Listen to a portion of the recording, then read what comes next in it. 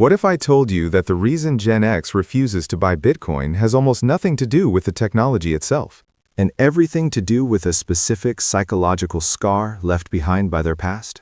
There is a hidden wall built into the minds of an entire generation, a mental barrier that makes digital currency feel like a dangerous hallucination rather than a financial breakthrough. But the most shocking part isn't just why they say no. It's that their refusal to jump in might actually be based on a survival instinct that the rest of us have completely forgotten. I'm going to reveal the exact moment this skepticism was born, and why it might be the only thing protecting them from a disaster the rest of the world is ignoring. But you'll have to stay with me until the end to see why. Their stubbornness is actually their secret weapon. If you were born between 1965 and 1980, you are part of the most unique bridge generation in human history. You remember what it was like to go to a library to look up a fact?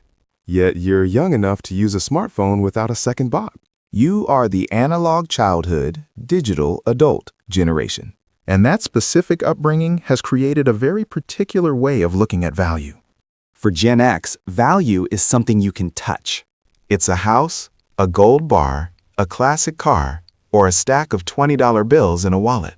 So when a Gen Z or millennial walks up and says, "Hey, you should put your retirement into this decentralized cryptographic ledger that exists on a global network of computers," the Gen X brain doesn't see an opportunity. It sees a ghost. It sees something that isn't real. You might be thinking, but Gen X uses credit cards and online banking, so they already use digital money. And you're right. But there's a massive psychological difference. When a Gen Xer sees their bank balance on a screen, they know that screen represents a physical building downtown, with a vault, and a CEO they can sue if things go wrong. Bitcoin represents the opposite. It represents a world where there is no manager to speak to, no vault to visit, and no one to call if your password disappears. To a generation that grew up with the security of the old way, that doesn't feel like freedom. It feels like a trap. But the skepticism goes deeper than just the tech. We have to talk about the hard work philosophy. Gen X was raised by the silent generation and the boomers. They were told that money is the direct result of sweat equity. You trade your time and your physical or mental labor for a paycheck. You put in 30 years and you get the gold watch. Then along comes Bitcoin. People are mining it with computers while they sleep. Kids are becoming millionaires by holding a digital coin with a dog's face on it. To a Gen Xer, this feels deeply offensive to the laws of the universe. If it's easy, it's a scam. If it's fast, it's a BOA. Their psychological wiring tells them that wealth must be earned through endurance, not through an algorithm. They aren't just being old-fashioned. They are applying a filter that has served them well for decades. And then there's the trauma. We can't talk about Gen X and money without talking about 2008. While the younger generations were still in school or just starting their careers, Gen X was in the heat of it. They were the ones with the mortgages, the young kids, and the 401ks that evaporated overnight. They watched the trusted experts on Wall Street lie to their faces and burn the global economy to the ground. You might think that this would make them love Bitcoin because it's anti-bank, but the opposite happened. 2008 taught Gen X that new financial products with fancy names are usually just masks for massive risks. When they hear terms like smart contracts, DeFi, or liquidity pools, their brain immediately categorizes them with the subprime mortgages and credit default swaps that ruined their lives 15 years ago. They've been burned by the next big thing before, and they have no intention of letting it happen again. Now, think about where Gen X is in life right now. They aren't 22 years old with nothing to lose. They are in their 50s. They are looking at the finish line of their careers.